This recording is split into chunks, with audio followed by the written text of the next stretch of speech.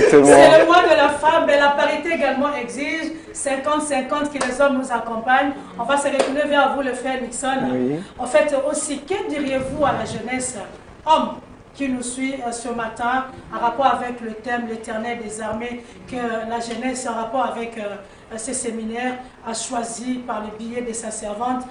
La servante de Dieu voulait dire, Maman Bijou Nikouba, que nous saluons ce matin. Maman, bon mois à vous. Et oh là là, on sait qu'elle est déjà cachée. Elle avait des choses comme ça, elle dit, Atata Mana Batami.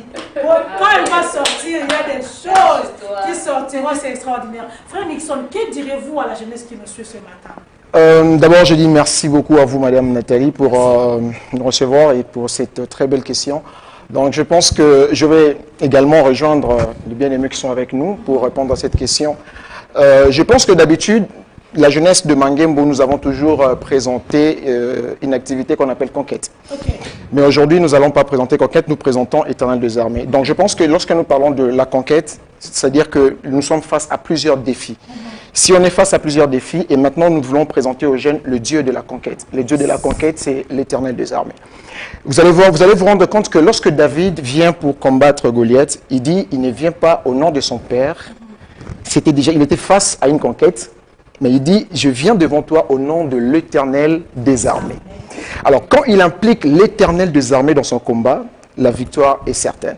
Alors, nous pensons que s'il y a un message adressé aux jeunes de la République démocratique du Congo, de Kinshasa et de la communauté de Mangembo, ça veut dire que nous devons mettre l'Éternel des armées en premier plan.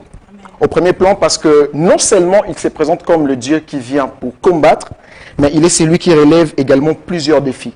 Vous allez vous rendre compte que si vous prenez la Bible dans le livre de 1 Samuel, je crois le chapitre 1er au verset 11e, là on ne voit pas quelqu'un en train de vouloir combattre, mais on voit une dame du nom de Anne, qui demande à Dieu. Mais quel est ce Dieu dont il est en train de demander? Il demande à l'Éternel des armées. Il dit, si tu peux te souvenir de moi en me donnant un enfant. Donc, l'Éternel des armées ne s'arrête pas seulement au combat, comme on peut le dire, mais il est également celui qui se souvient de nous. Donc, la vie est faite, comme ma soeur vient de le dire, la vie est faite des combats, des défis.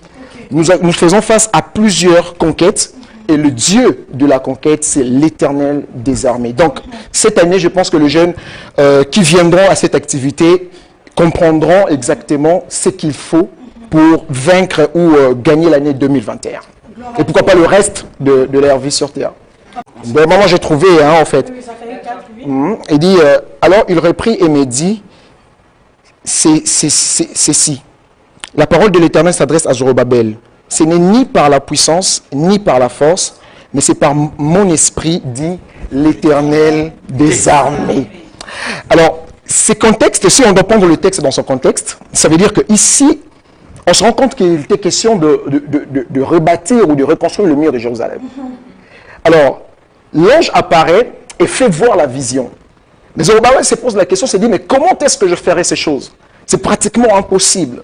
Et alors, on lui dit, ce n'est ni par la force, ni par la puissance, mais ça serait fait par mon esprit, dit l'Éternel des armées. Par là, je voulais dire à un jeune que l'Éternel des armées est celui également qui rebâtit les vies. Alléluia. Il peut y avoir des relations qui sont chamboulées. Il peut y avoir des choses qui ne marchent plus dans ta vie. Peut-être un travail qui est déjà à court terme. Mais Dieu, l'Éternel des armées, a la capacité de rebâtir tes relations. Il a la capacité de rebâtir ton travail. Il a la capacité de rebâtir les choses. Madame Nathalie, je voudrais également dire quelque chose. Vous savez, ce qui fait la force d'une armée, c'est la discipline. Okay. On rentre, parce que je pense qu'il y a les hommes intelligents qui disent, exactement ceci. La nature ne nous enseigne-t-elle pas? Je crois que c'est même biblique. Donc, la nature doit normalement nous enseigner. Quand nous regardons l'armée du monde, comment elle est composée, on dit la discipline est la mère de l'armée. Maintenant, a fortiori, l'armée où les commandants de bord s'appellent l'Éternel des armées. Donc, ça veut dire que nous, tels que nous sommes là, nous sommes déjà disciplinés. Et ce qui fait encore la force d'une armée, c'est l'arme qu'elle utilise. Comprenez? C'est l'arme que cette armée utilise. Mais regardez, Paul dit quelque chose de très important, je crois, dans le livre de Romains. Il dit, je n'ai point honte de l'évangile, parce qu'elle est une puissance de Dieu.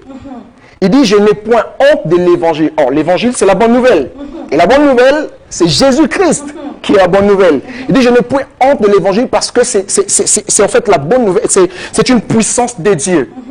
Donc, si l'évangile est une puissance de Dieu, ça veut dire Christ, c'est lui qui est notre arme par excellence. Donc, ce qui fait la force d'une armée, je le dis ici, c'est la discipline et l'arme qu'il utilise. Si je peux dire à un jeune, l'Éternel des armées, nous allons devoir nous présenter Jésus-Christ. Gloire à Dieu.